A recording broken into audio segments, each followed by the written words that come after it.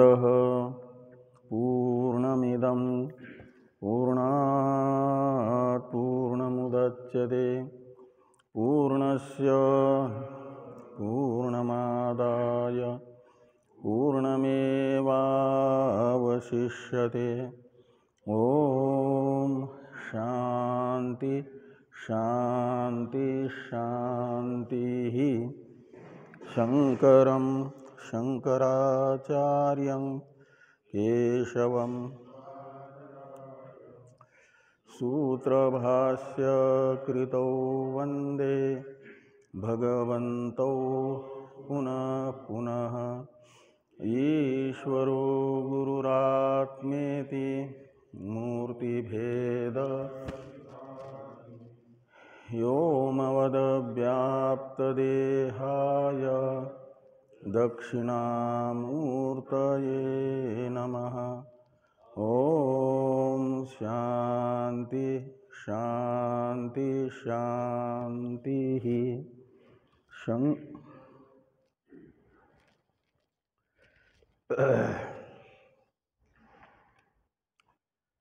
ब्रह्म सूत्र के तृतीय अध्याय के द्वितीय पाद के पंचम अधिकरण का विचार हम लोग कर रहे हैं। इस अधिकरण के संक्षिप्त स्वरूप को बताने वाले अधिकरण सार के दोनों श्लोकों का विचार हम लोग कर चुके हैं। इस अधिकरण के विषय, संशय और पूर्व पक्ष रूप अंशत्रय को बताने वाले भाष्य का विचार भी हो गया है। सिद्धांत को बताने वाले सूत्र तथा भाष्य का विचार होना है। जो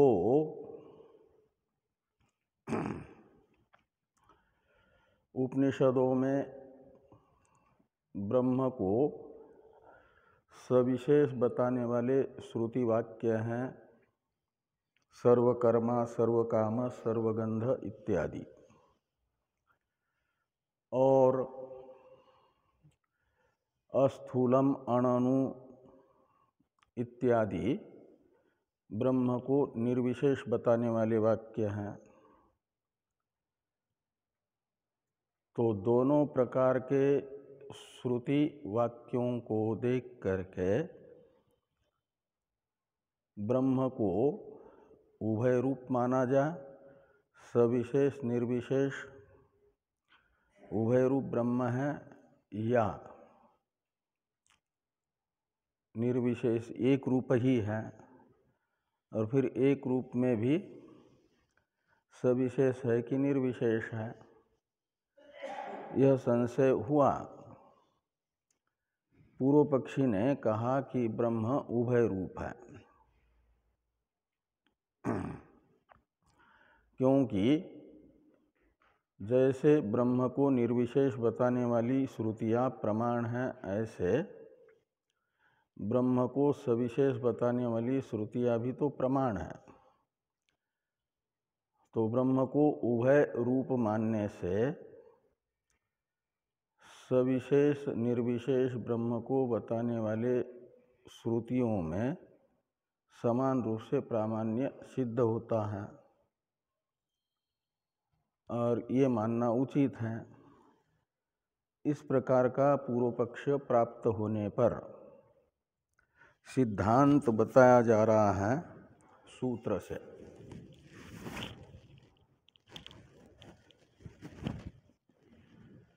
तो सूत्र का उच्चारण कर लें। न स्थानतोपि परस्योभयलिंगम सर्वत्र ही।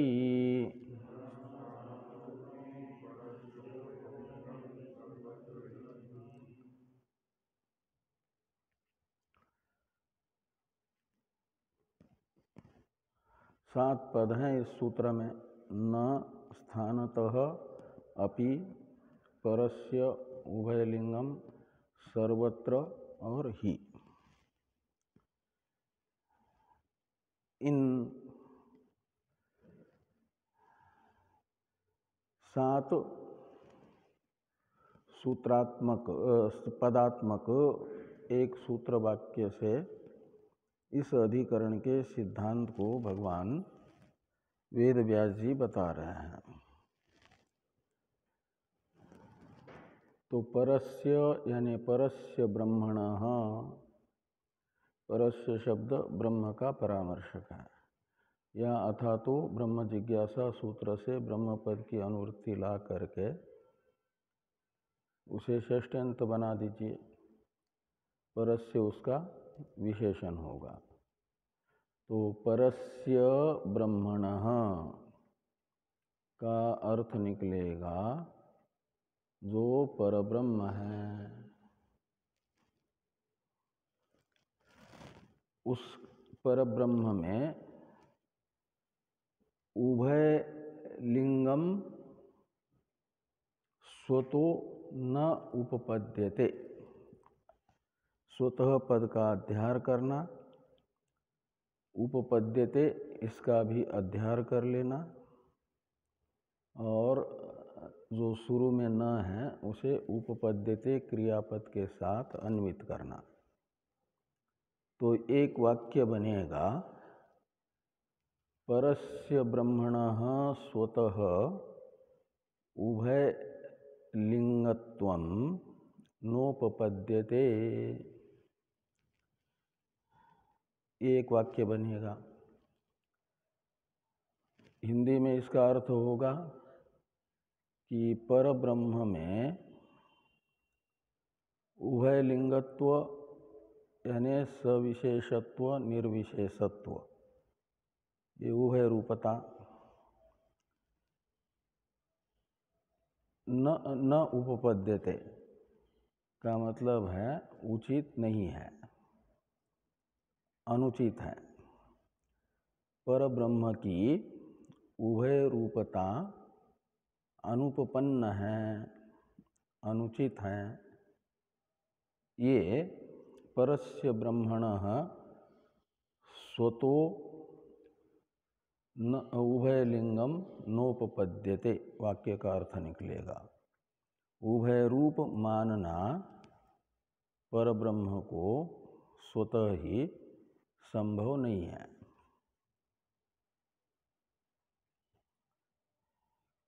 तो क्यों संभव नहीं है? तो सिद्धांती कहेंगे विरोधात। ब्रह्म में सविशेषत्व निर्विशेषत्व इन परस्पर विरोधी धर्म का विरोध है, असंभव है। जैसे परस्पर एक दूसरे के विरोधी अंधकार और प्रकाश का एक स्थान पर युगपत रहना असंभव है, ऐसे ही परब्रह्म में स्वतः ही यानी बिना उपाधि के सविशेष भी उसे मानना और निर्विशेष भी मानना अंधकार प्रकाश के तरह विरुद्ध है। ये दोनों परस्पर विरोधी धर्म हैं। वो एक परब्रह्मात्मक वस्तु में संभव नहीं होंगे।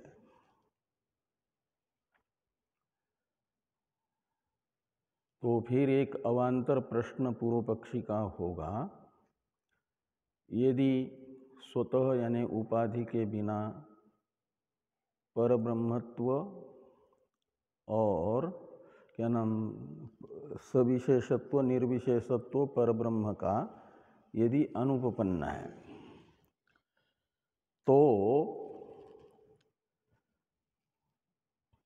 उपाधि संबंध से सविशेषत्व और स्वतः निर्विशेषत्व ऐसा मान लो। स्वतः निर्विशेषता उपाधि संबंध से सविशेषता, इस प्रकार औपाधिक उभय रूपता ब्रह्म में संभव है। इस प्रकार यदि पूर्व पक्षी कहना चाहेंगे तो इसका भी निषेध करते हुए कहते हैं कि परस्य ब्रह्मणः स्थानतोपि उभयलिंगम न च उपपद्यते। जो शुरू वाला न है ना, द्वितीय वाक्य में भी ले आना। द्वितीय वाक्य में से, प्रथम वाक्य में से स्वतः पद हट गया, वहाँ उपाधि यानी स्थानतोपि ये पद जुड़ गया, और बाकी वही का वही है कि परब्रह्म में स्थान शब्द का अर्थ है उपाधि। पृथ्वी आदि उपाधि के संबंध से भी संभव नहीं है उभय रूपता, यानी औपाधिक उभय रूपता भी नहीं मानी जा सकती, सत्य उभय रूपता नहीं होगी। औपाधिक जो होता है वह कल्पित होता है, तो कल्पित सविशेषता और वास्तविक निर्विशेषता तो कह सकते हैं। तो जो कल्पित सविशेषता है उसे श्रुति प्रमाण सिद्ध नहीं कहा जा सकता। जो प्रमाण सिद्ध है वो सत्य होता है। तो इस प्रकार ये पूर्व पक्षी का निराकरण औपाधिक उभय रूपता मानी जाए, इस शंका का निराकरण द्वितीय वाक्य से हुआ कि परस्य ब्रह्मणः स्थानतोपि उभयलिंगम न। परब्रह्म में औपाधिक सविशेषता स्वतः निर्विशेषता रूप उभय रूपता भी संभव नहीं है, यानी प्रामाणिक उभय रूपता संभव नहीं है। प्रामाणिक तो होगी निर्विशेषता ही।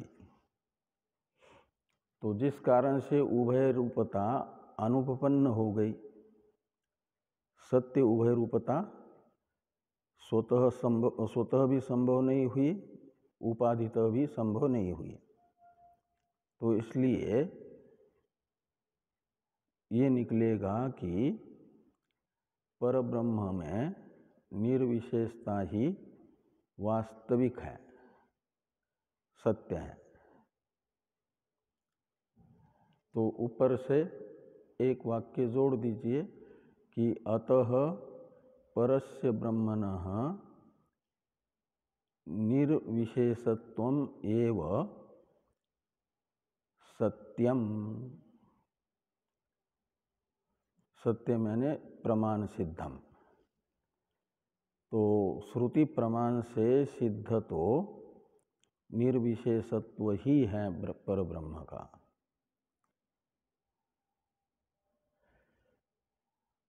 और इसीलिए कहते हैं कि सर्वत्र ही। कैसे श्रुति प्रमाण से परब्रह्म में निर्विशेषत्व ही सिद्ध है, इसे स्पष्ट करने के लिए अंतिम दो पद हैं ही यानी यस्मात् कारणात्, और सर्वत्र यानी सर्वासु शाखोपनिषत्सु, सभी शाखा उपनिषदों में, सभी शाखाओं के उपनिषदों में क्या है कि परब्रह्म का निरूपण विशेषताओं का निषेध करते हुए ही हुआ है। अस्थूलम, अणअणु, अरस्वम, अदीर्घम, यह यजुर्वेद की वाजस्नेही शाखा में हुआ।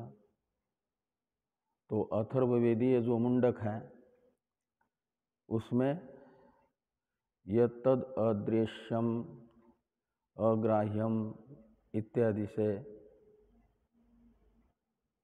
बताया गया दृश्यत्वादि विशेषताओं का अभाव परब्रह्म में का मतलब दृश्यत्वादि विशेषताओं का निषेध करते हुए ही परब्रह्म का स्वरूप बताया गया है।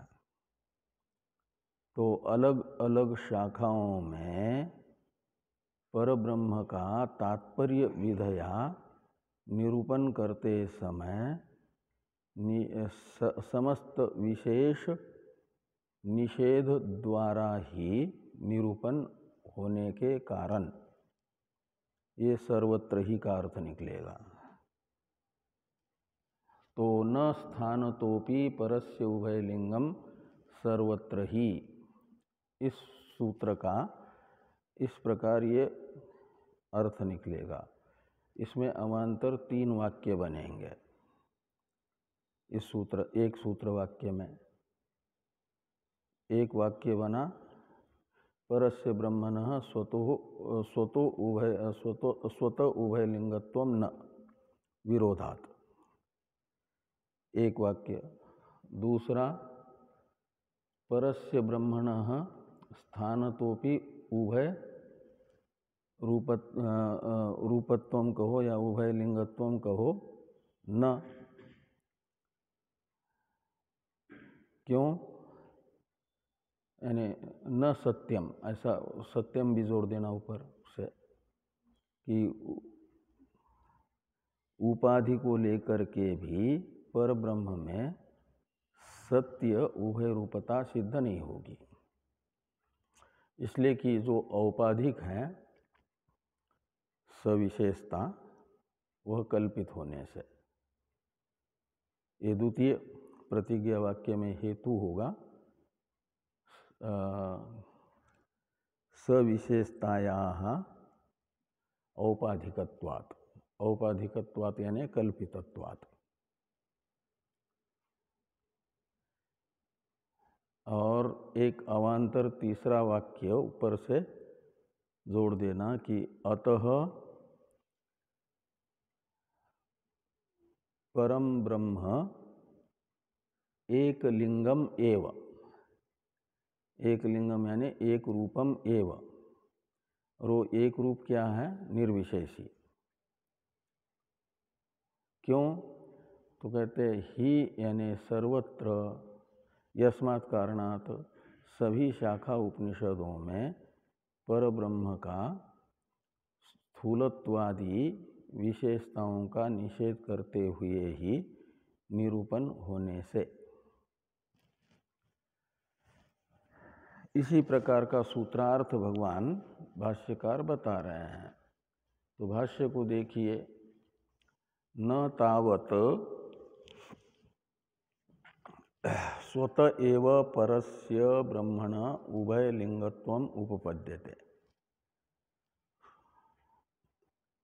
ब्रह्मण पद का, स्वत एव पद का और उपपद्यते पद का अध्यार करके ये वाक्य बनाया कि न तावत, इसमें ये न है, शुरू वाला जो न है, दोनों वाक्यों के साथ अन्वित होना है उसको।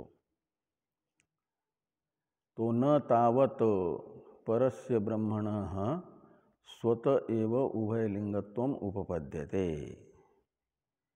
तो स्वतः उभयलिंग परब्रह्म संभव नहीं है। क्यों? तो कहते हैं नहीं एकम वस्तु स्वत एव रूपादि विशेषोपेतम तद विपरीतंच इति अवधारयितुम शक्यम विरोधात्। तो एक वस्तु को रूपादि विशेषता से युक्त भी और तद विपरीत यानी रूपादि विशेषता से रहित भी अवधारित करना संभव नहीं है। नहीं का अन्वय शक्यम के साथ होगा, नहीं शक्यम यानी संभव नहीं है। क्यों? तो कहते विरोधात, रूपादि विशेषताओं से युक्तता और रूपादि विशेषताओं से रहितता, इन दोनों का परस्पर विरोध होने से। ये यहाँ पर कहा जा रहा है कि विरोधात, अब स्वतः एक ब्रह्म में उभय रूपत्व संभव न होने पर भी पूर्व पक्षी कहते हैं कि माना जाए फिर उपाधि को लेकर के ब्रह्म में उभय रूपत्व। ये पूर्व पक्ष की आशंका है। अस्तु तर्हि स्थानतः पृथ्व्यादि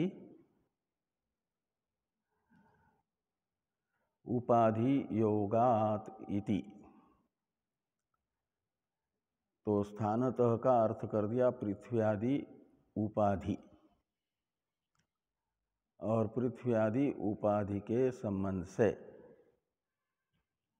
ब्रह्म में उभय रूपता मानी जाए, स्वतः निरूपता और पृथ्व्यादि उपाधि संबंध से स्वरूपता यानी सविशेषता।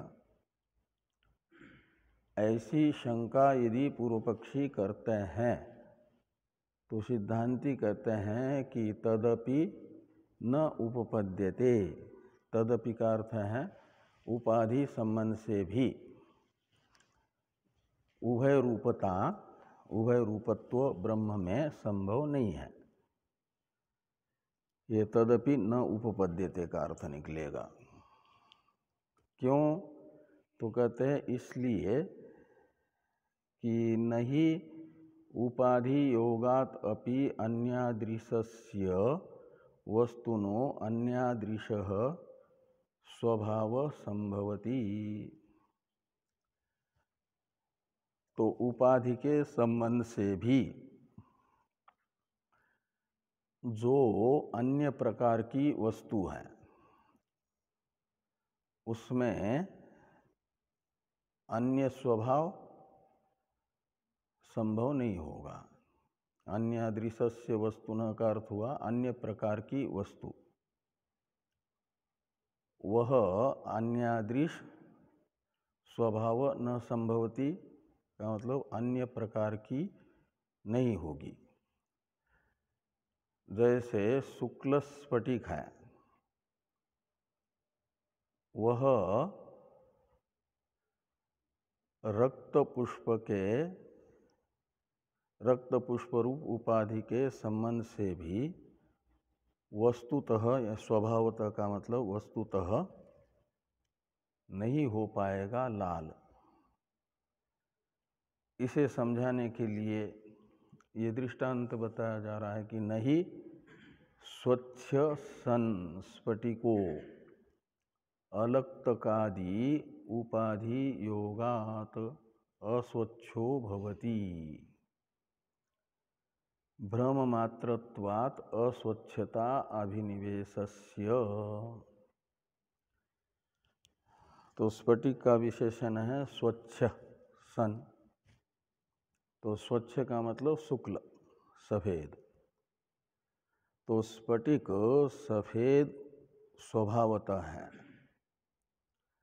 वो जो स्वभावतः सफेद स्फटिक है उसमें अलक्तकादि उपाधि के संबंध से अलक्त है लाल रूप वाली वस्तु विशेष, और उन लाल रूपादि से युक्त वस्तु रूप उपाधि के संबंध से स्फटिक में अस्वच्छता, अस्वच्छ भवति का मतलब अस्वच्छता जो स्फटिक में भास रही है लाल रूपवत्ता, ये स्फटिक की अस्वच्छता है। लोहित स्फटिक इत्यादि में जो भास रहा है वह वस्तुतः नहीं होता, नहीं भवति। यानी स्वतः जो लाल रूप रहित स्फटिक है वह लाल वस्तु के संबंध से लाल रूप वाला वस्तुतः नहीं होता है। क्यों? तो कहते हैं भ्रम मात्रत्वात् अस्वच्छताभिनिवेशस्य लोहित स्फटिक इत्याकारक ज्ञान को कहा गया भ्रमात्मक अभिनिवेश, अस्वच्छता का अभिनिवेश, स्फटिक में लालिमा का अभिनिवेश, वह भ्रम रूप है। इसलिए भ्रम का विषय रूपा जो लालिमा, उस लालिमा को लेकर के स्फटिक को जो स्वतः सफेद है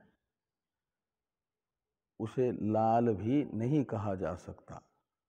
सफेद और लाल उभय रूप नहीं कहा जा सकता, यानी उसमें उभय रूपता सत्य नहीं होगी।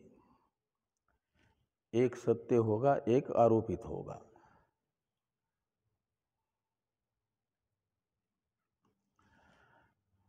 तो यहाँ स्फटिक की सत्ता और लाल पुष्प की सत्ता, ये दोनों तो समान है, समान सत्ता है ना। तो समान सत्ताक उपाधि के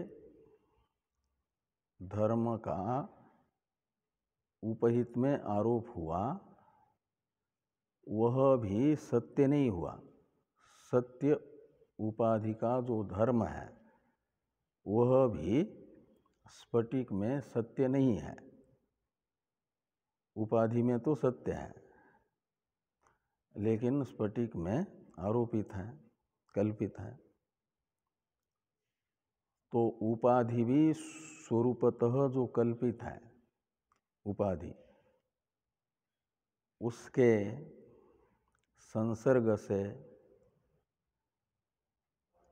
स्फटिक ब्रह्म में सविशेषता यदि दिखती है तो वह कल्पित ही होगी। इसके विषय में क्या कहना है? ये कैमुतिक न्याय सिद्ध होगा। इस अभिप्राय से लिखते हैं कि उपाधीनाम च अविद्या प्रत्युपस्थापितत्वात्, जो ब्रह्म की उपाधियां हैं पृथ्वी आदि, बाहर पृथ्वी आदि और अध्यात्म में शरीर आदि, जो उपाधियां हैं ये पृथ्वी आदि बाह्य उपाधियां तथा शरीर आदि आध्यात्मिक उपाधियां कैसी हैं?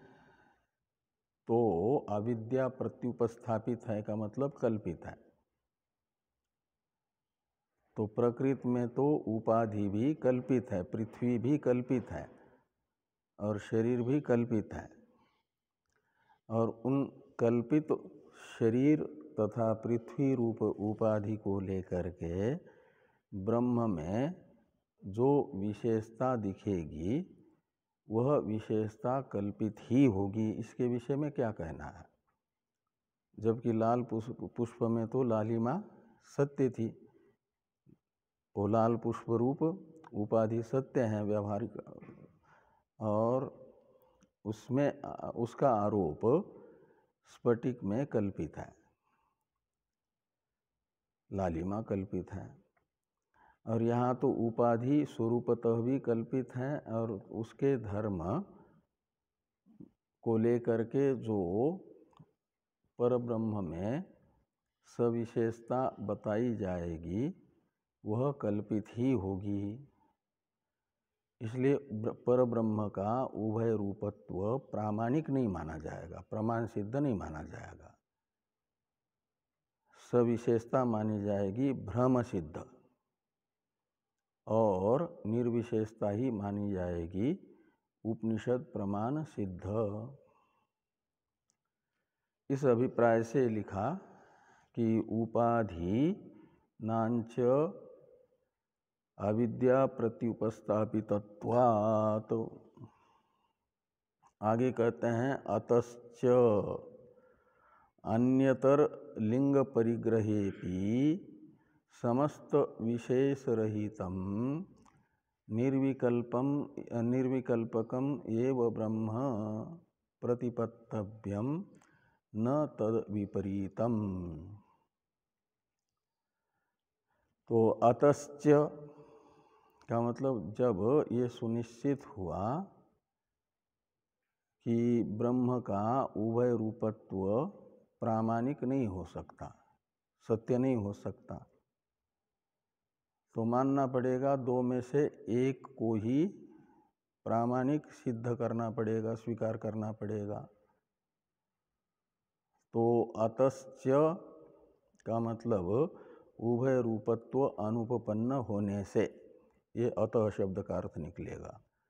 पर ब्रह्म में उभय रूपत्व अनुपपन्न होने से अन्यतर लिंग परिग्रहेपि, तो इसलिए परब्रह्म के सविशेषता निर्विशेषता की प्रतिपादक श्रुतियों में से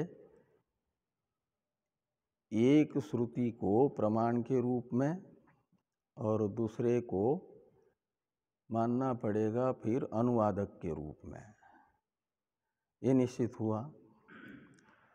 तो इन दोनों में से कौन सा जो श्रुति अनुवादक होगी उसके द्वारा प्रतिपादित रूप माना जाएगा आरोपित, कल्पित,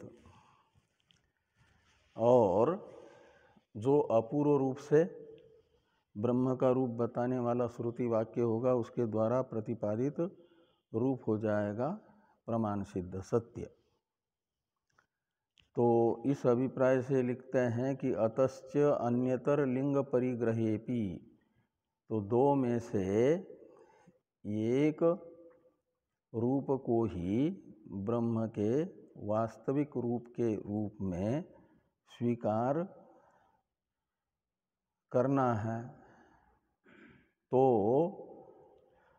समस्त विशेष रहितम निर्विकल्पकम एव ब्रह्म प्रतिपत्तव्यम।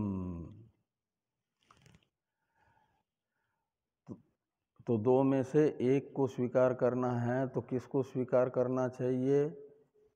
तो कहते हैं समस्त विशेष रहितम, तो जो सभी प्रकार की विशेषताएं हैं उन सारी विशेषताओं से रहित जो निर्विकल्पक ब्रह्म है वही ब्रह्म का पारमार्थिक रूप है, ऐसा समझना चाहिए। प्रतिपत्तव्य में यानी समझना चाहिए।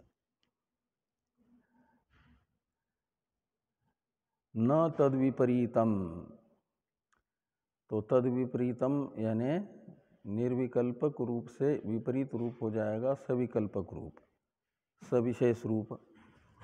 उस सविशेष रूप को ब्रह्म के वास्तविक रूप के रूप में स्वीकार नहीं करना चाहिए। वो सविकल्पक रूप ब्रह्म का वास्तविक रूप नहीं है, ऐसा समझे।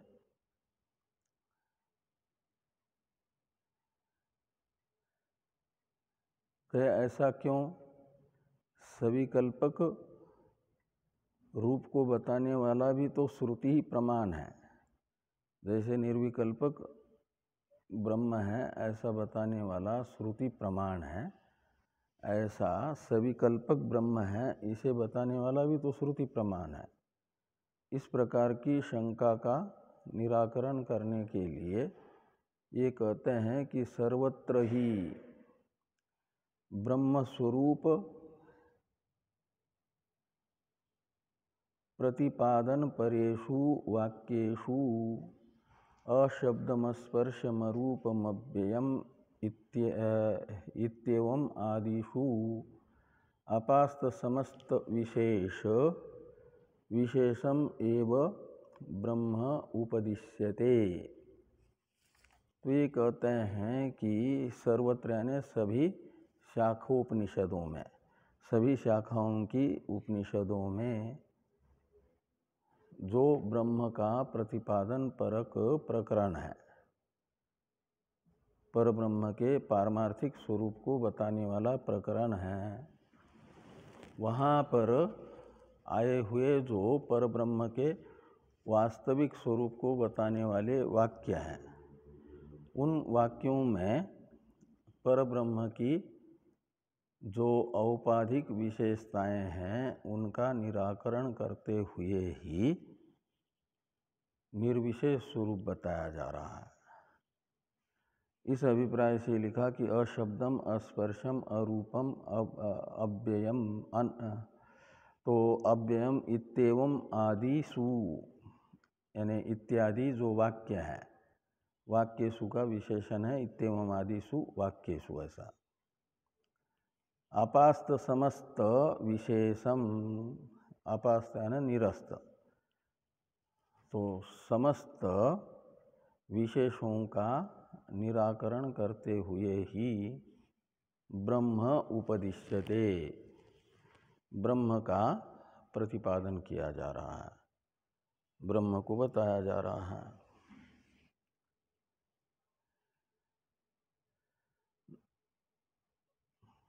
तो इस प्रकार न स्थानतोपि परस्य उभयलिंगम सर्वत्र ही, इस प्रथम सूत्र से ये सिद्धांत बताया गया कि परमात्मा का वास्तविक स्वरूप निर्विशेष ही है।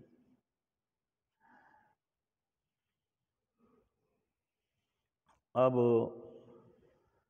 जो द्वितीय श्लोक है, इसके द्वितीय सूत्र हैं, इसके द्वारा व्यावर्त्य आशंका को पहले भाष्यकार भगवान बताते हैं।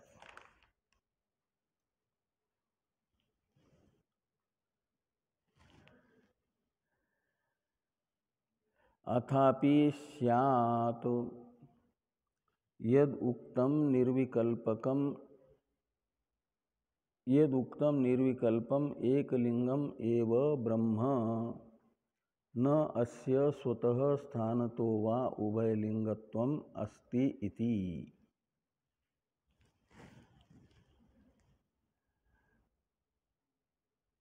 तो पूर्व पक्षी सिद्धांति के कथन का अनुवाद करके उसके अनुपपत्ति विषयक आशंका कर रहे हैं। तो ये कहते हैं कि अथापि स्यात्, अथापि का अर्थ है तो भी,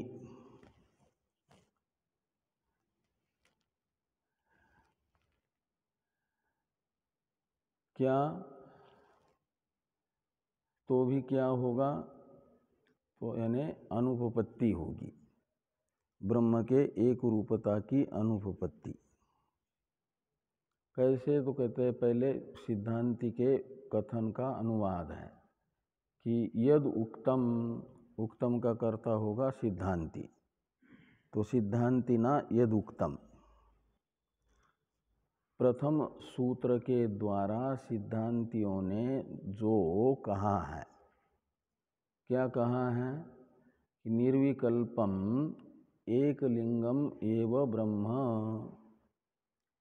ब्रह्म निर्विशेष है, एक लिंग है, का मतलब एक रूप ही है। निर्विकल्पक यानी निर्विशेषत्व रूप एक ही ब्रह्म का रूप है, निर्विशेष सविशेष उभय रूप ब्रह्म नहीं है।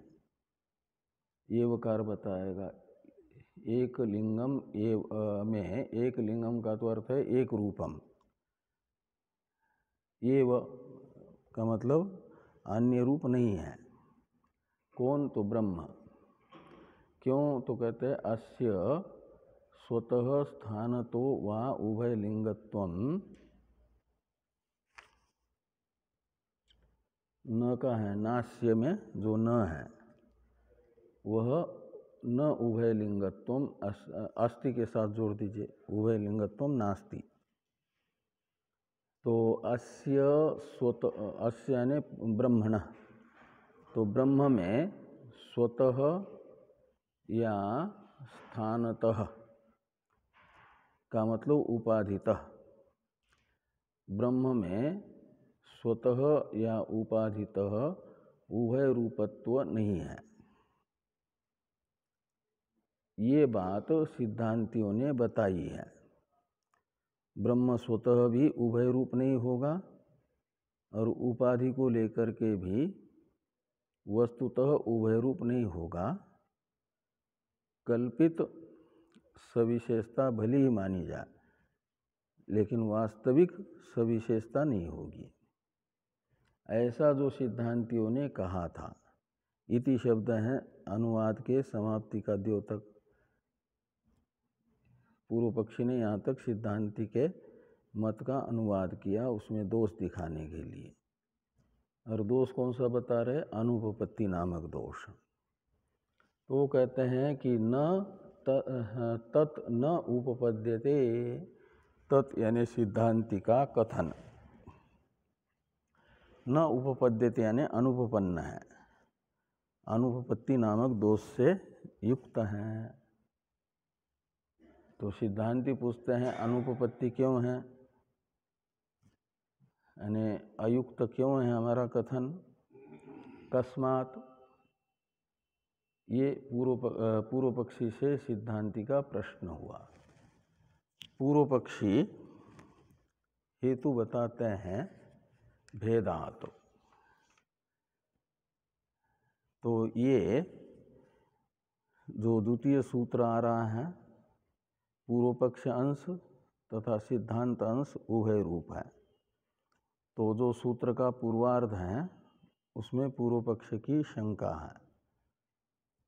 उसी शंका को यहाँ पर पूर्वार्ध में बताया गया द्वितीय सूत्र के, और उत्तरार्ध से उस शंका का निराकरण।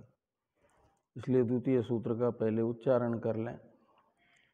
न भेदादिति चेन्न प्रत्येक मतद वचनात्।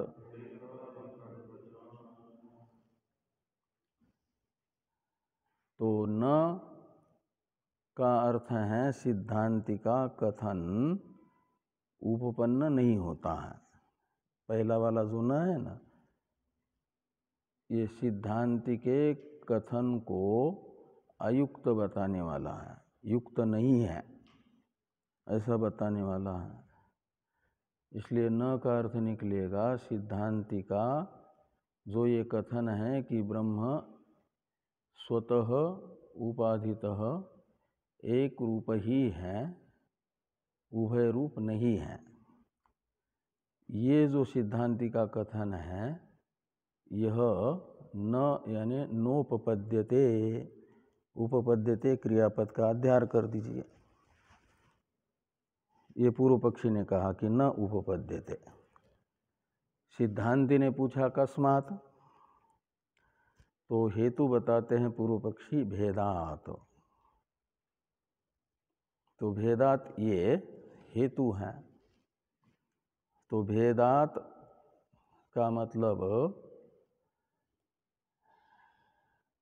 पूर्व पक्षी का कथन है कि जितनी विद्याएं हैं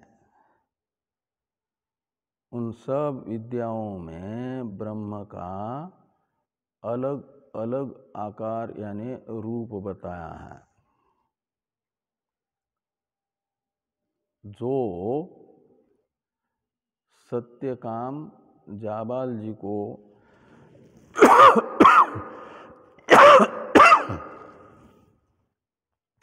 सत्यकाम जाबाल जी को विद्या प्राप्त हुई कुछ वृषभादि में प्रविष्ट देवादि के द्वारा,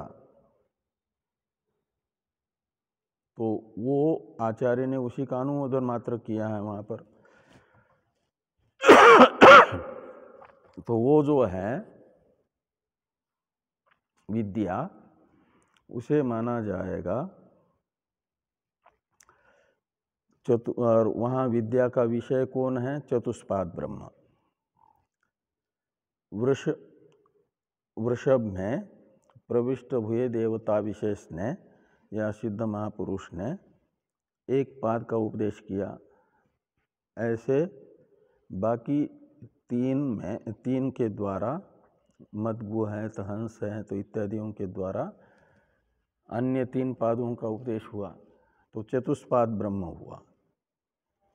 आज सत्यकाम जाबाल को देवताओं के द्वारा प्राप्त हुई विद्या का विषय चतुष्पाद ब्रह्म को बताया जा रहा है। तो चतुष्पाद तो रूप आकार यानी रूप विशेषता बताई गई किसकी? ब्रह्म की, उस विद्या में। और आचार्य सत्यकाम एवं अग्नि आदि देवताओं के द्वारा जो उपकोशल को विद्या प्राप्त हुई, उपकोशल विद्या, उसमें वामनित्व भामनित्व आदि विशेषताओं से युक्त ब्रह्म का स्वरूप बताया है। तो कहीं षोडशकल पुरुष बताया गया है। तो इस प्रकार ये सब जो है अलग अलग विद्याओं में विषयभूत जो ब्रह्म है उस ब्रह्म का रूप भेद होने से, ये भेदार्थ का अर्थ है, श्रुतियों के द्वारा रूप भेद का कथन होने से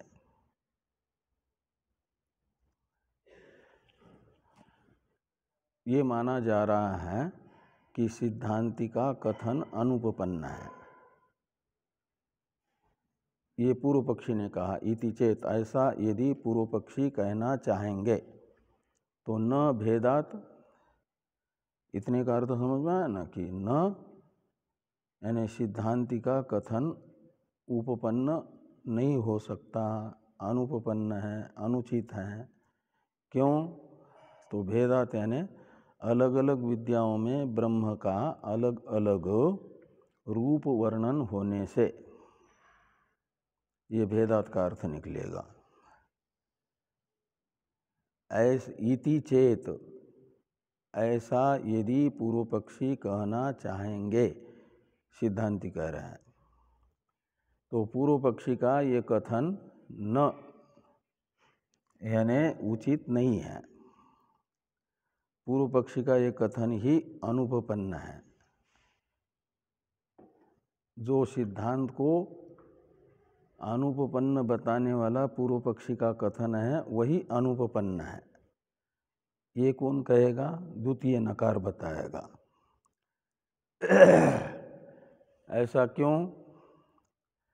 तो कहते हैं प्रत्येकम अतद वचनात्।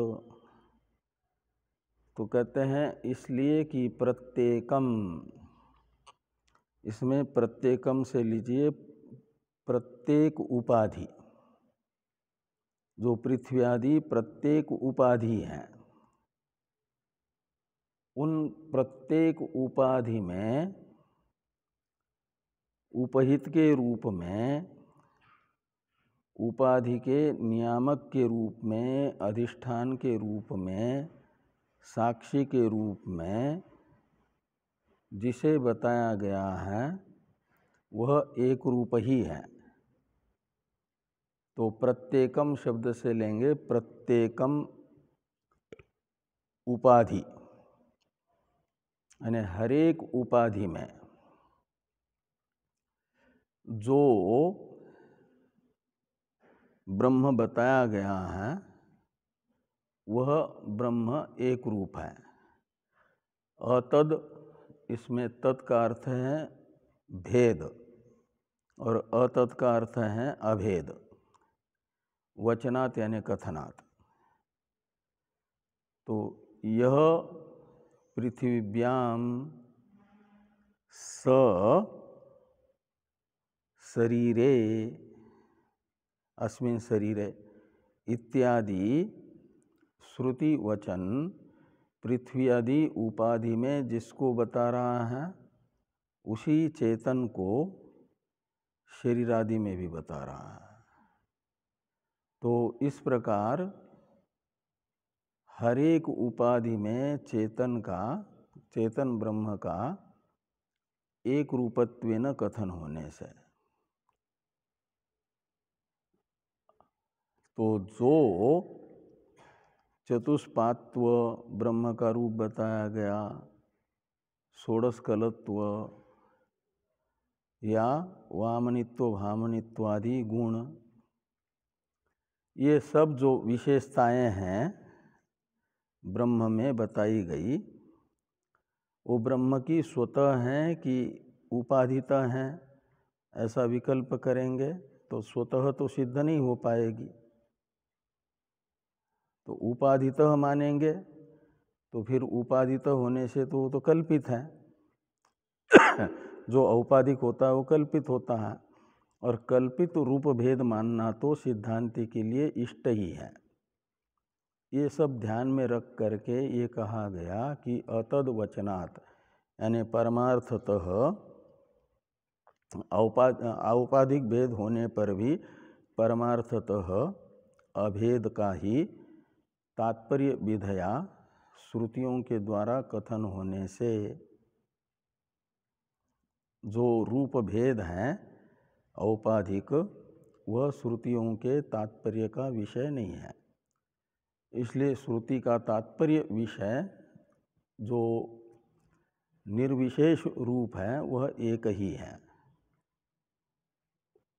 ये यहाँ पर न भेदात इति चेन्न प्रत्येकम अतद वचनात् इत्यादि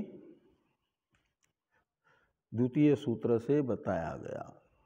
भेदात का अर्थ करते हैं सूत्रस्थ भेदात, ये पद हैं, इसकी व्याख्या कर रहे हैं भाष्यकार भगवान कि भिन्ना ही प्रतिविद्यम ब्रह्मणः आकारा उपदिश्यन्ते।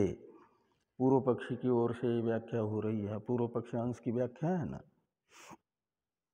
तो प्रतिविद्यम यानी विद्याम, विद्याम प्रति इति प्रतिविद्यम, उपनिषदों में बताई गई जो अनेक विद्याएं हैं, उन अनेक विद्याओं में ब्रह्म का एक ही रूप नहीं बताया गया है, अपितु प्रत्येक विद्या में ब्रह्म का अलग अलग रूप बताया गया है। उपास्य भेद होने से ही तो उपासना का भेद होता है ना।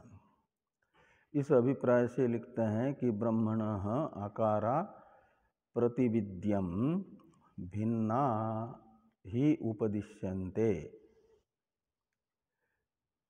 तो वही भिन्नत्व बताया जा रहा है। कहीं चतुष्पाद ब्रह्म बताया गया, तो कहीं षोडशकल ब्रह्म बताया, तो कहीं वामनित्वादि लक्षण ब्रह्म को बताया गया, तो कहीं त्रैलोक्य शरीर वैश्वानर शब्द का वाच्य रूप ब्रह्म बताया गया है। इत्येवं जातीय का, यानी इस प्रकार ये अलग अलग जो प्रकार है, ये अलग अलग प्रकार भेद अलग अलग विद्या में ब्रह्म के बताए गए हैं। इसलिए मानना चाहिए कि ब्रह्म इन प्रकार शब्दित विशेषताओं से भी युक्त है। तस्मात् सविशेषत्वम अपि ब्रह्मणो अभ्युपगंतव्यम। तो श्रुतियों के द्वारा प्रतिपादित यह ब्रह्म का सविशेष रूप भी स्वीकार करना चाहिए। ये पूर्व पक्षी का आग्रह रहा। सिद्धांती पूर्व पक्षी के प्रति एक आशंका करते, ननु उक्तम उभय लिंगत्वम ब्रह्मण न संभवती, ऐसी यह आशंका है। और इसका उत्तर भी आगे आ रहा है, अयम अपि अविरोध इत्यादि से। ये शंका और समाधान इस शंका का हम लोग देखते हैं कल। ओम पूर्णमदः पूर्णमिदं पूर्णात् पूर्णमुदच्यते पूर्णस्य पूर्णमादाय पूर्णमेवावशिष्यते। ओम शांति शांति शांति। शंकरं शंकराचार्यं केशवं बादरायणं सूत्रभाष्य कृतो वंदे भगवन्तो पुनः पुनः। ईश्वरो गुरुरात्मेति मूर्तिभेद विभागिने व्योमवद्व्याप्तदेहाय दक्षिणामूर्तये नमः।